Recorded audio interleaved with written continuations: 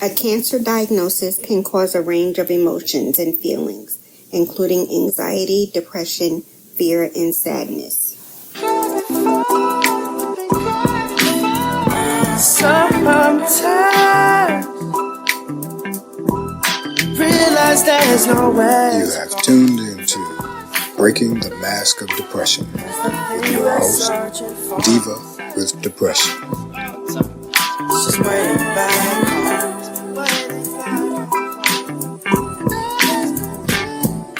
Hey everybody, welcome to Breaking the Mask of Depression with me, your host, the Diva with Depression. I hope you guys are all doing well. You know me, every week the COVID numbers are going up. I know a couple of people that are struggling with it, so be careful, guys. We were away last week, and we were in a medical facility. Ain't none of us wore a mask or nothing like that. So, be careful. Just be careful. So, it's still Minority Mental Health Awareness Month, the whole month of July, and we got to highlight, some of the issues that are affecting the Black community. There's many things that we don't talk about. And so for this, I do it every week, really. But this month, I wanted to bring on a couple of special guests to highlight different forms of mental health, mental illness, different issues that can trigger mental illness. And that way, people are aware of the fact that it's normal. If you go through trauma can trigger depression, anxiety, PTSD, and different things like that. So I want to tell you a Google fact real quick. Blacks are 20% more likely to experience serious psychological problems than whites. And we are the least likely to get help.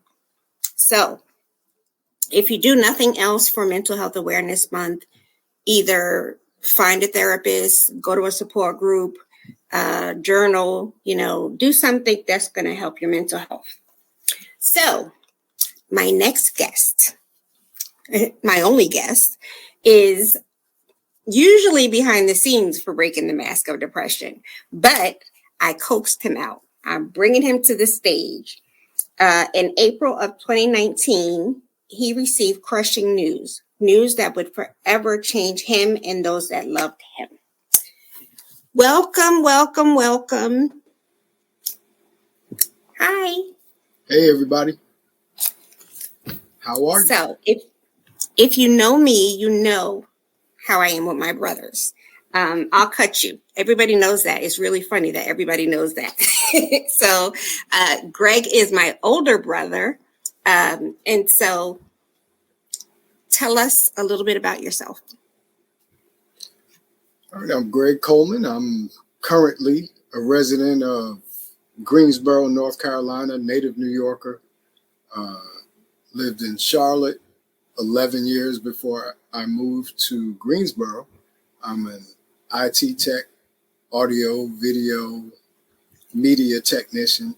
I'm also a minister of the gospel.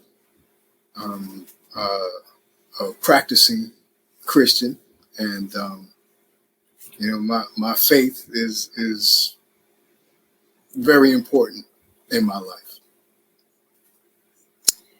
So you guys know that the F word is my favorite word. And since I'm his baby sister, he knows that the F word is my favorite word. So, he won't be alarmed, even though he's a pastor and I'm a heathen. You said the F word. Was that faith? Was that faith? That F word? Oh, yeah. That's what it is. That's what it is. But thank you for agreeing to do this. Greg is the tech genius behind Breaking the Mask of Depression. And you guys hear me talk about him every single week because, number one, if it wasn't for him, I wouldn't have done this. He encouraged me to start the podcast. And number two, I know shit about technology and editing and all that stuff. So thank goodness for Greg. Now, I know I get the name wrong every week. So now that I have you, please tell us. The name of the company is Illumination Media and Technology. Thank you. So, could y'all write that down and tell me next week, what it is? It's all right. Um, You can get it wrong. I write it the correct way, but I always get tongue tied. It's a And mouthful. you would think that I don't have it written on every pad that I have and in my book. It's a So, mouthful. it's ridiculous. It's absolutely ridiculous. So I'm gonna say a few Google facts. I'll throw in a few Google facts to mix in with your story. Black people have the highest rate for cancer death, even though white people have the highest rate of new cancers. And of course, we are the least likely to get help for anything, God damn it. The United States is the country with the highest rate of cancer. And for most cancers, Black people have the highest death rate and shortest survival rate with cancer. Black women are 41% more likely to die from breast cancer. So you guys can hear that the statistics are pretty bleak, when it comes to cancer. I call it the C word because it's a curse word to me. So, Greg, I said in April of 2019, your journey started. Um, It and did. I know how I felt, but I wanted you to tell your story. How did you find out that you had cancer? So, and I think it kind of coincides with what, some of the statistics that you were given about, blacks as opposed to others, and, the rates of, number one, finding out about their cancer, but getting it treated, seeking help, and then eventually leading to it being fatal. But I was slack. In 2018, I went to a doctor's appointment, and I always had questions about about a thyroid. So my doctor checked my thyroid, and she said my thyroid was good, but something else looks a little weird. But I might need to go to a specialist and get that done. So had a lot going on in my life. About to get married, and kind of like we do sometimes, especially black men. We just say, yeah, I'll take care of it, and kept it moving. And a year went by. So I actually, after I got married, a few months after that, got into a slight altercation. And in that altercation, I had an injury to my neck, which brought me back to the doctor. And the doctor said everything was good, but I'm still concerned about that, what I feel on your neck. And of course, this time my wife was with me. And my doctor said to her, make sure he gets that, looked after. So 3 weeks later, I was in my new doctor now, who said, it looked concerning and referred me to an ENT. That ENT looked at me and immediately said, this does not look good. And, with your permission, I'd like to, biopsy it. So he biopsied it, and a week later, he let me know that it was cancerous.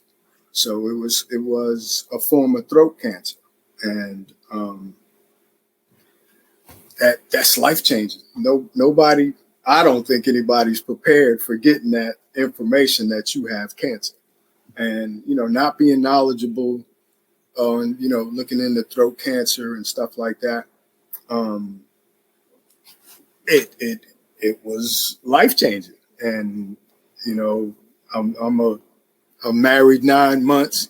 We're looking forward to starting our life together, doing this, doing that, and that. My wife wasn't looking forward to living up to those in sickness and So we're there, about so you to didn't get like a sore throat or anything, nothing like that. feel a thing. Nothing felt funny. Now that's two ways. I could have had a symptom that I was ignoring all along and just got Okay. so used to it that it just became commonplace. But nothing, it wasn't sore. It wasn't stopping me from doing what I was doing, and it was there. There are like 5 or 6 forms of throat cancer. Do you remember what yours is? It was an HPV form of cancer. Okay, I see So, that here. that in itself, takes on connotations that, I'm like, oh man, what did I do in the past? And of course, I wasn't the most cautious person in relationships in the world. So you just flash back to all types of things. But after reading up on it and, talking to my doctors, it's not necessarily a sexually transmitted form of cancer. They're still really trying to figure out exactly how, people come up with that HPV forms of cancer. So, Wow. I'm going to have to look that up. I remember when I was dating, we won't say his name, years and years ago, and yeah, he went to the doctor and found a lump behind his ear, and they had to remove it and biopsy. And so I think that it's common among Black men, but like you said, it's sore throat. Let me drink some tea and I'll be okay, or different things like that. So it's so hard to there's a couple detect. of people. I'm sorry. No, go ahead. There was a couple of people, of course. So, not long after I experienced it, at the time he was the coach of the Redskins, former Panther coach Ron Rivera, came down with the Oh, same yeah. exact type of cancer. If I'm not mistaken, the actor Michael Douglas had a similar type of cancer. So, I think Val Kilmer too. I think that's what Val Kilmer I had think his also. was a lot more Cox. severe. Yeah. A lot more severe. Yeah. So what's your initial reaction as you're sitting there? Like, of course, why me? You know what I mean? I'm not gonna fake it, Right. And that kicked in for a while, like why me and why now? Right. So, but I'm gonna tell you the truth. After that, and that why me, why now didn't last for that long because I got a voice, a word to tell me I'm gonna be okay. I'm tougher than this, and he got me. So I got the word very early that God got me, and now we're gonna see how much faith you got. It's easy to So talk, and now yeah. you're gonna have to live it. So Yeah. and I'm not gonna front. You got your days. You're going through it. It's inconvenient. You're going through pain. So after I got the analysis, first of all, they had to remove the the nodule. Then I had to make the decision on whether I wanted to take, the chemo and radiation, and I decided to do that. And then I had to have my tonsils taken out. I don't know which was worse. That For a hurt. grown man, having your tonsils taken out, that was That no shit hurts. goodness That was gracious. painful. So I had to have my tonsils taken out. Then I had to have some teeth taken out because the radiation would affect, anything loose in your mouth. So, and all of this, and in anticipation, once that all died down and healed, then you get your mind ready for chemo and radiation. And, I thought I was ready for that, but I wasn't ready. So April was there with you, She your was wife. there with me every step of the way. And if she couldn't be there with me, my sister was there with me, and We'll get it that had it was a combination of all those things. My family was there with me. I got constant, calls and well wishes from my family, people, checking on me constantly. My church family, just unbelievable support. And that had everything to do with me being able to get through that without losing my mind, honestly. So how did you tell us? I don't even know who you told first. I know, You know, of course, like everything you held out on me until, of the last course I'm minute. going. I'm like, I don't know if my sister's gonna be able to deal with this. I'm always gonna be looking after my little sister, but And I um, remember exactly I you were don't taking remember me how I told you. somewhere, huh? I don't remember how I told y'all. We were in the car, and you would take. I forgot where we were going, and you said that you went and you had the test done, and they had to do it and remove the nodule, and you left it at that for a minute, and then you told me. It was just me So and you in the car. yeah, yeah. So what about like mommy and Butch? It was. I don't remember whether I told them both at the same time, but individually, it was actually a lot tougher to tell mom. I know how Butch was going to take it. Like, yo, you just gonna have to deal with it, But mommy was hard because I knew, she is like you. She's emotional, and sometimes she looks at the extreme, and I just had to really assure her, and Ma, goes to church with me and stuff like that. So, it was all about, I had to stress, look, Ma, I'm good. We're going to get through this. I'm going to get through this. God's got me. He told me himself. So I'm good. It's going to be rough, but I'm Yeah, good. yeah. But I just didn't know how rough. I talk about Gina all the time, Mm-hmm. who passed away the year before with Mm-hmm. cancer. And Mm-hmm. so when you told me that, I was good in the car, but once you left me, I'm like, holy shit, because as soon as you hear cancer, you immediately think the worst, even though Absolutely. that there are cases where everything is fine, like yours, but Mm-hmm. you hear cancer, you think the worst. And since I had just recently, I mean, that's the only reason why I came back to Charlotte, because of the breakdown after Gina and to be closer to you. So my mind just went everywhere. But once I, as always with you guys, once I, got settled my mind, I knew, like, all right, well, we're going to go into mom mode now, because I have to, make sure that, I understand what's going on, and da da da da da, and that's what I did, even though I got on people's nerves sometimes. But um, And in so retrospect, I never really thought about this, but it was in retrospect, it was probably best that I was here in Greensboro as opposed to still being in Charlotte. yeah, probably. Just so y'all, because it would. I don't know. But I was Mommy. still there, every week. Yeah. But I'm just saying, you didn't. It didn't grate on you Right. 24/7 with me, being right there. So how do you prepare for we were all there for the orientation to Mm-hmm. explain the steps that had to be taken, explain, what form of cancer, and the different things like that.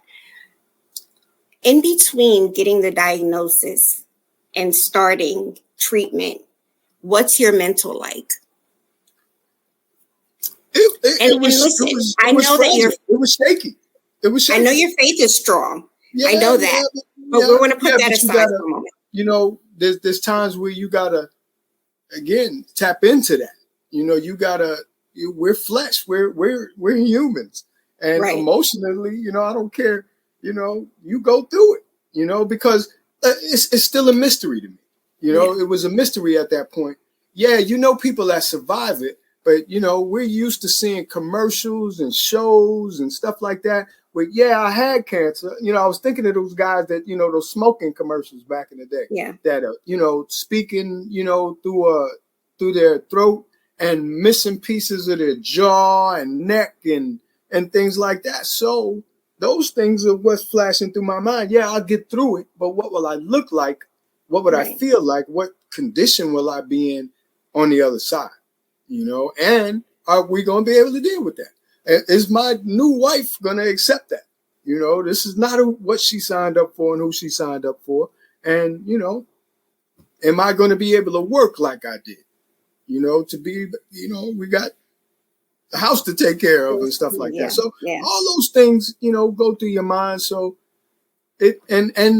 you hear people say that life is going to be different, but you want the sure thing. Well, how different? How's that going to look? So right. Yeah. Right. And there's no definite, like it can go whatever way, and we were you and Mama P were going for treatments at the same time. So I sort of got to see it with you, and she's older, so I got to see it with her. Let me tell you, if anybody, and I'm glad you brought that up, because yes, my mother-in-law was going through cancer treatments at the same time, had been going through cancer treatments for 16 years of them telling her that this is going to be it. And she took it like a champ every single time, time. Like, it ain't up to them.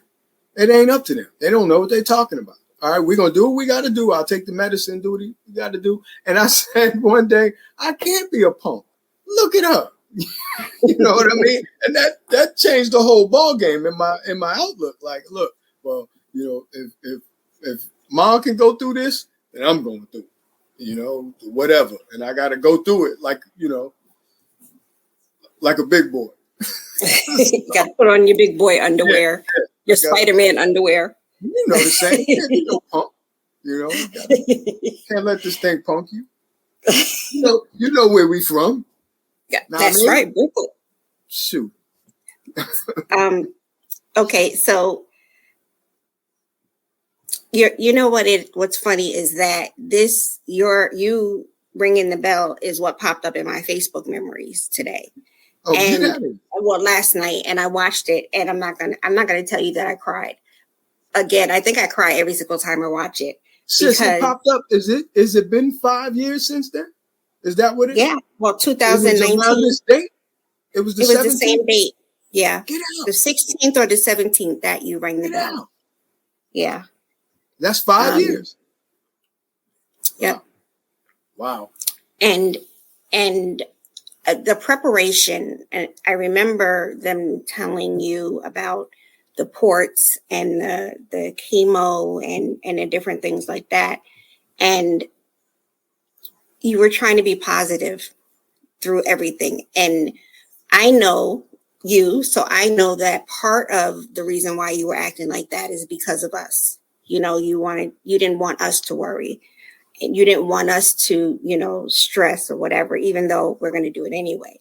But I remember your first day of chemo, and you were, I got this. Oh, I don't need this and I don't need that. And, being brave. But towards the end of the treatment, that's when I saw that, number one, this is going to be hell. And number two, my brother's not going to be the same after this. And number three, you're not Superman. This is really going to be some shit. And you have to face it, and you cannot put on a brave front for anybody. You have to lean into this. And so tell us where your mind was on that first day. It was vulnerable. You know what I mean? And no man ever wants to be vulnerable. Like you are totally not in control of nothing. You know what I mean? Because we all want to be mucho macho. So, man, like you said, you're right. That first chemo was after maybe, I don't know whether that came first or the radiation. I think I took the chemo first and the radiation the next day or something like that. But, I wasn't ready. That chemo drained me. And you got to think the transition now, after going through the biopsy and the tonsils out, I started this thing off at 215, 220 pounds, way overweight. And now that, once everything started, I had already started losing the weight. So you feel that, you almost feel depleted. That chemo wiped me out. I heard a lot about it. They prepare you for it. But, I was just in the initial stages of taking the radiation. And that was the monster. That thing, look, I was not ready for that. And, after the first couple of weeks, it wasn't feeling bad. Now 6 weeks of chemo, after the first couple of weeks, wasn't feeling that bad. But after week 3, I knew the world as it looked changed completely. Because like you said, I got a feeding port put in me, a feeding tube in me, so I can't eat like I used to. And if there's one thing I love to do, we proved that over the weekend. Over last week. One thing I love to eat. It's culturally, it's part of what I do. And when you're with the boys, when you go out with the wife, when you're with the family, we look forward. It all centered around eating. And I love to eat. And you can't eat no more. I gotta eat through a tube. Shit, that woof. And at first, like I said, over them first 3 weeks, you're saying why? It don't feel that bad. But after week 3, I'd never experienced any pain like that. Like I said, separated shoulders, broken thumbs, ribs, nose. Nothing compares to that pain in your throat. Yeah. How did what was it like between you and April? It was hard, and not so much hard between us, because like I said, it was an awakening for me too, because like, how can this woman be as dedicated as she is to me, when she could bail out on this this thing if she wanted to. But not that I ever thought she would, but I'm just to see the toll it took. Now she's working full time, taking care of me and taking care of mom. Right. You know what I mean? So it took a lot, and I wasn't easy. Because I said, after you went into 3 and 4, and the pain started, and I gotta get used to the routine of taking this feeding tube and the medication, and I can't sleep like I used to. My throat, neck start to get sore. Inside, I can't swallow, and miserable. And I'm sure, I made her miserable sometime because I was miserable.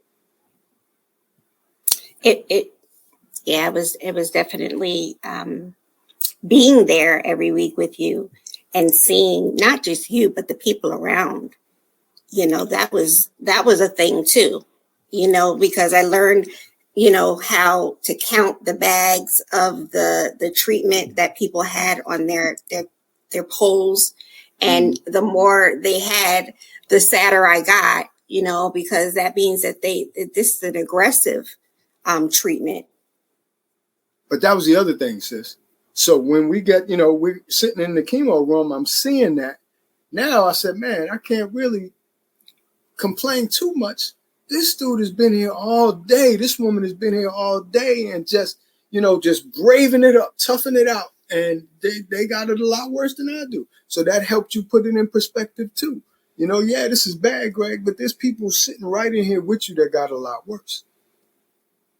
Yeah. I remember that one couple that was across from us, and I forgot that she said that I think it was like his 3rd or 4th time that he was going through these treatments. I think that's what she said. And, of course, April is amazing, to this day. She being a newlywed, so you're newly married, and I don't care how long you were dating, you still don't know each other, as much as you do now, so you're still learning each other. You're still learning quirks and all of these things. And then you have to deal with this. And,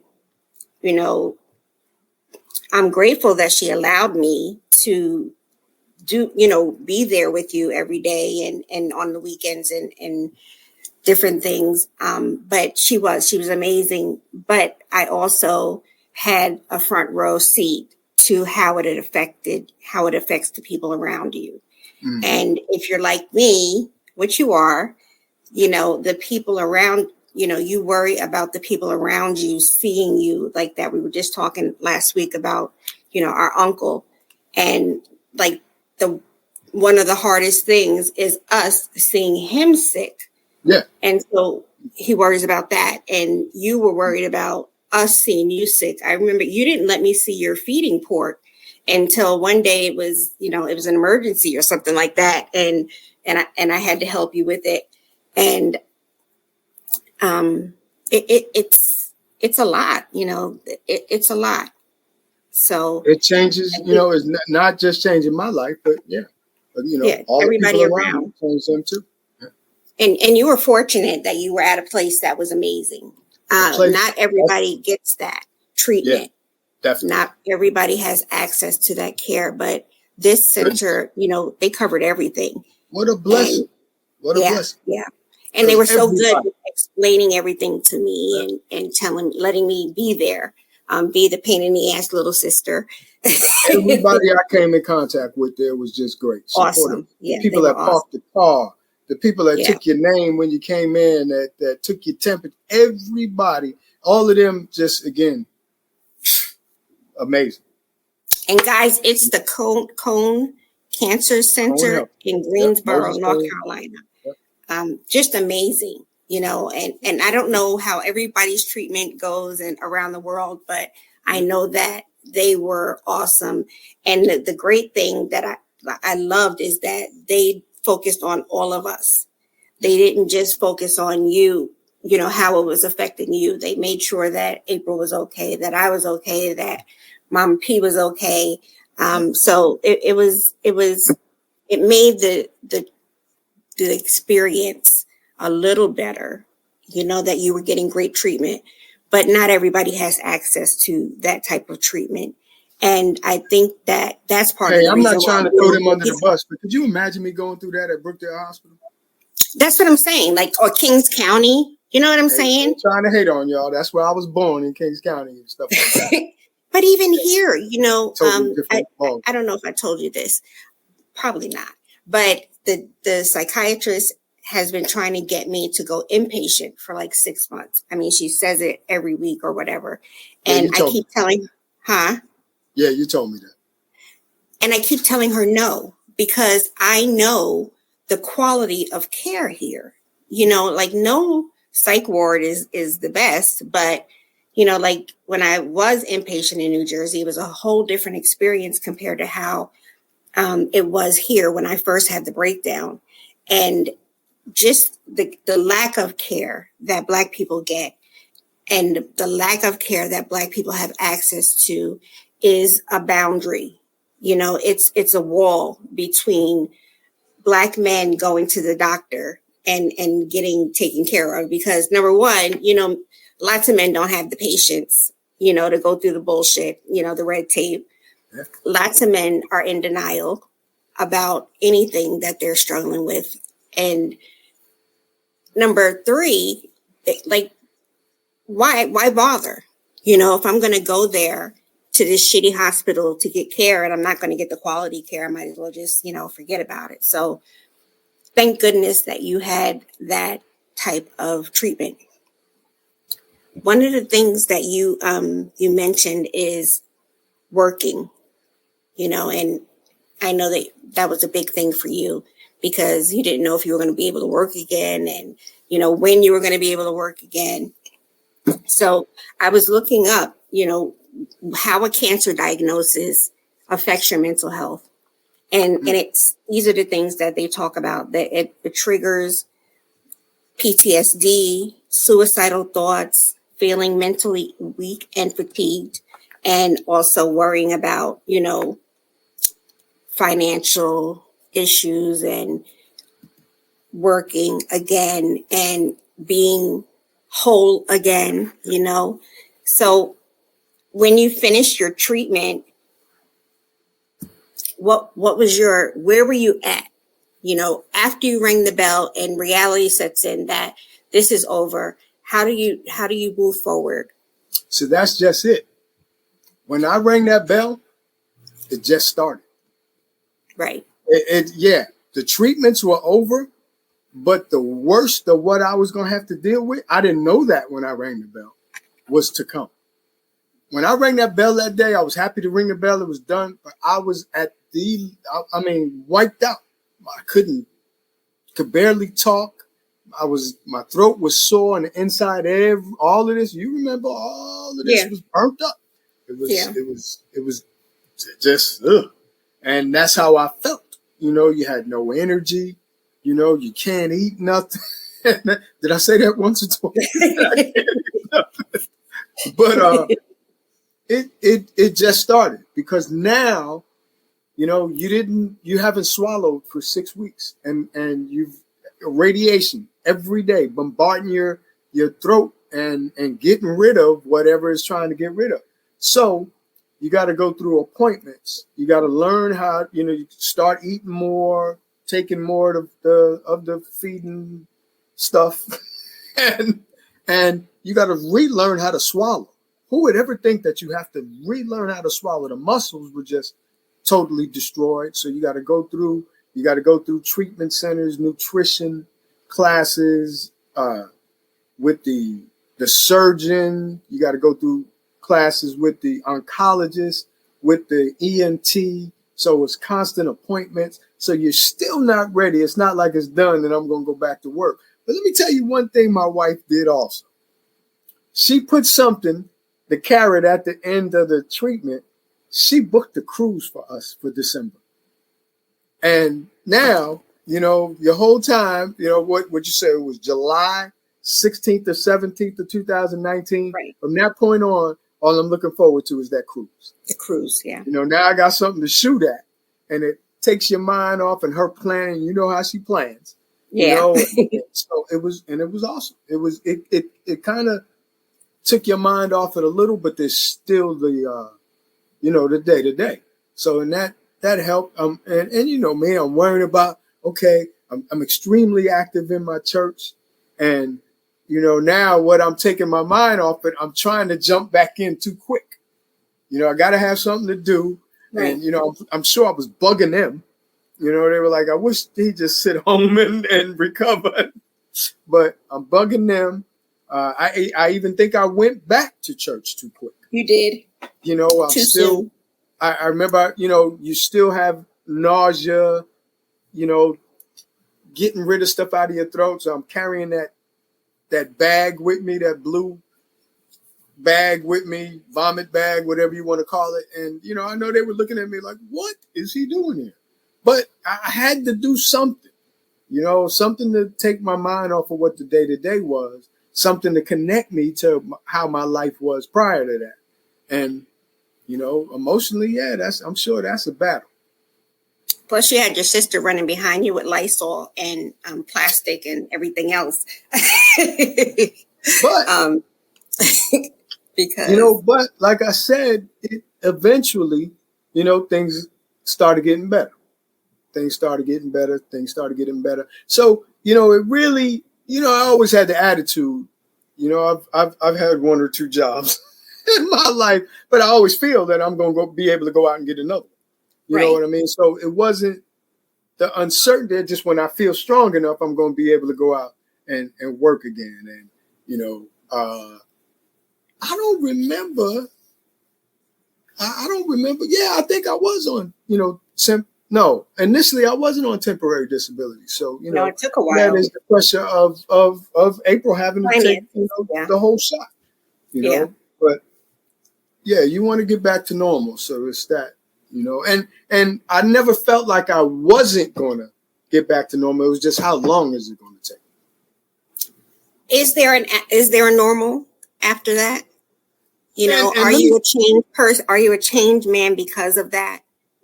I think, for all intents and purposes, I can't eat everything I used to, but for the most part, I'm back to normal. But like, what is that normal, Right.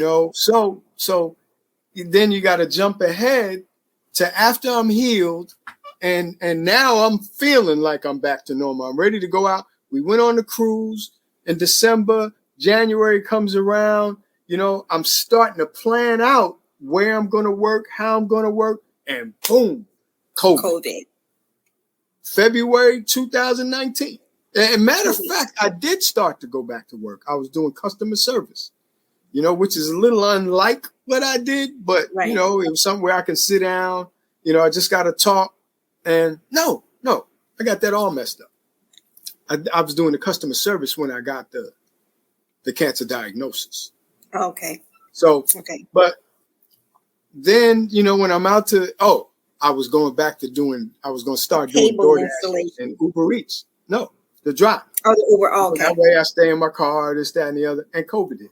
So that shut that down. The doctor, I'm still going to see my oncologist. He said, I wouldn't suggest you get out there because this is something we've never seen before. And he told me specifically, nobody knows. Don't take the chance. My white blood cell count is still down. Right. To this day, but it was down, really low then. Don't take the chance. Don't expose myself. So now it's back in the house and, So now, today, mm-hmm. do you ever think do you ever worry? Are you always thinking that it can come back or it's going to come back? Mm-mm. Even though they say that it's not? Well, again, I got assurances from the doctors. I went on, I got one more cancer follow-up with my oncologist in January, and, even at the 4-year last January, he's, dude, you're fine. Of course, there's a 1% chance that it could come back up again, but, I think you're good, and again, now we go back to the faith. God told me I'm good. Right. You know what I mean? Don't put any limitations on myself. Go out and do what I do. And I probably still put limitations on myself, but, I don't need to. It's not really because of the cancer. Yes. And y'all know, you hear from April all the time. I still have a difficulty sometimes. I get, something caught in my throat. You experience that. And it really only happens when I'm not taking the time chewing my food. Usually I'm running off at the mouth and eating at the same time. And then I get something caught in my throat because I'm not swallowing like I should. Right. And even that, though, it's never a life-threatening thing. I can always breathe. It's just you got to get that wedged out of your throat because you can't eat or drink anything else until that's out of there. Until that's gone, yeah. That's I consider that really a minor inconvenience on, how it could have been because, I've been involved in programs since then where you're walking other people with cancer through. I've been to programs that were at the cancer center that were designed to help out the patient and the caretaker. So you get to see, and then you're in the room with other people that have what I had, and I'm blessed. I'm like, because, and they're battling through it. They're battling through it. One guy, explained, 10 years after, 12 years after, he can't eat much. He can't taste things. I can taste everything. So, I'm blessed. So no, I don't think about it coming back. I think, we got things planned. There's things I'm supposed to be doing that's not, going to come into an issue. And, me and my wife. Well, I freak out every time you cough and choke on something. So, but, I remember the day before you rang the bell and I was making the sign for you, the conqueror and the warrior sign. And you are because that was a battle, that with Gina, I wasn't in the same state with Gina. So, I was helping her via FaceTime and different things like that. I wasn't there with her, so I didn't experience what the actual, going through treatments with her. But with you, I was there on the front lines, and you are amazing. absolutely amazing.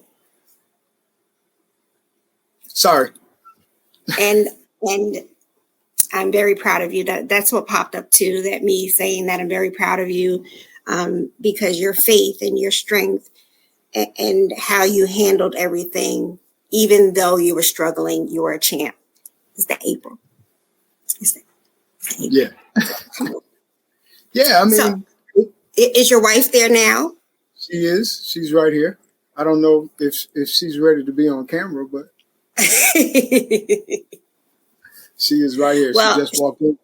And we just she finished saying, just talking about the cancer battle and how instrumental you were in that battle and the recovery. I mean, yeah. So what do you have to say to Black men to encourage them, or shame them or force them or curse at them, or whatever you have to do to tell brothers that they need to start getting to the doctor and getting treatments and getting their shit together? and that's one of the after effects of it is that I take anything that goes on with the doctor a lot more serious. Yeah. So one of the lingering effects of me going through the cancer treatment is my thyroid. What they were looking for in the first place, it was fine then, but it's not now because of the radiation. So for the rest of my life, I'll be taking thyroid medication. And again, that's a small inconvenience in the grand scheme of things. But we got to take it a lot more serious. I know our communities and for the most part get overlooked, get underfunded, and things of that nature. But we have to push it. We got to make sure that it's a priority with us, and we can't, because a lot of it ain't the medical industry. A lot of it is our pride and feeling that we're gonna be all right. We'll take care of it, and it's not that bad. Take some Robitussin. Take some Tussin. You'll be okay. Yeah. Shoot, I'm swallowing Buckleys but no, we gotta have a relationship with these doctors. And I know, there's things, so many obstacles to that funding, but we gotta take this serious. Whatever there are ways that we get medical care. Yeah. We gotta prioritize. And, cause, with not just with so many forms of cancer, especially prostate cancer, men, Black men, is the highest. That is the highest. But yes, it is an issue, a larger issue within the Black community, but it's a larger issue among men in the first place. Men, period. Yeah. We got to stay on the grind. I'm working with a guy now, my partner that I work with. He put off his medical care until it got him down. Now you gotta go, and it's gonna cost you more. We got to get serious about this. We got to be serious. We got a legacy to build. We got family to take care of, and they depend on us. So, we got to do it. We can't point the finger. We got to get it done by any means necessary. So to close it out, is there any one resource that you can suggest for somebody that is going through the cancer battle, a resource that'll help them mentally? Oh, and I know what you're going to say. One thing that you're going to say, but if it is the Bible, if it is the Bible, then explain. Because when I say and I know it's almost it comes out of people's mouth fast that your faith, but your faith is your foundation. It's your belief system. And if I believe from the very beginning that God is good and he has nothing but good things for us, we might go through some bad stuff. We're going, there's going to be challenges, but ultimately God wants me happy. He wants me successful. He wants me healthy. Then I believe that. That's my foundation. That's my rock. So even when I'm going through it, I'm going to get better. He's going to guide me through this. And he did, so I got to get my mind where his mind is. And the only way I'm going to do that is to understand what his mind is And that's what brings me back to the Bible all the time. So, but beside that, once you build up your faith, there's wherever you're going to receive your cancer treatment from, there's going to be resources you can tap into. Other people that have gone through this, help groups, and I'm sure if they have a cancer care facility, they also have that, because that helps them, process it from beginning to end. If you got a bunch of people in your cancer center or under treatment, and they're not doing well on the other side, they're not going to continue to come to your cancer center. So you need to process them afterwards. You need to help them through their journey. And that journey could be 10 years down the line. Tap into those things. Talk to the guy next to you, to the guy right of you, that you're going to have access to, that has been through this battle before. Us as people that have been through it before, we got to be willing to help the people that have to go through it. So it's the cycle, it's the village. Well, brother, I thank you for sharing, because this was really important, and I said that I was going to try to highlight Black men this month, and I'm going to try to stick to it. But you are going to help someone, even if it's just one person, by sharing your story and giving them hope. Letting them know, like I talk about my depression and different things like that, but I'm functioning. And so that shows somebody that they can function. And so now you give people hope that it doesn't have to be the end of life type of, atmosphere, that you can push through it, especially with quality care and the right people around you. So I love you so much. And that's where, I'm trying to be like my little sister. That's something I get from my sister, that shares her experiences, so it'll help. And I might have helped a couple of people go through this, but it's nothing compared to the people that you helped. And since you've been sharing and doing this. So I love you, appreciate you, and, all strength too. So guys, I want you to go to my resource page, because on the other side is she's turned into a great friend and a great resource. And she has, her platform is about cancer and treatments, and her experience with it. So that's a wonderful resource that you can get from my resource page. And I will definitely tag her when I start posting this episode. But I want you guys to take one thing away from this. Go check it out. I don't care if it's, your finger is hurting. Go get checked out. You deserve to live a long life. You deserve quality care. And we need all of our men, because you see, the world is a shit show. And so we can't afford to lose any of our men. Thank you for listening to Breaking the Mask of Depression. You guys already know Diva with Depression, all of the social media pages, divawithdepression.com. Please, please, please share this episode, or share all of my episodes, as a matter of fact, so we can get the word out and we can start helping the people in our communities heal. And my techie, what is the name of your company? Illumination Media and Technology. Say it again. On Facebook and Instagram. Say it again. I think you faded out. Illumination Media and Technology on the website, Facebook, and Instagram. Illumination Media and Technology. And I want to, not just because he's my brother. TikTok too. Huh? TikTok Did I say it too. right? You said what? Not just because he's my brother, guys, but he knows his shit. He's very, very, amazing with building websites and doing the background work on podcasts. So if you ever need some tech work, Illumination Media and Technology everywhere. Thank you, guys. Stay safe, please. If you have to wear a mask, wear a mask, and stay well and find some peace. And I love you guys. Bye. Sometimes realize that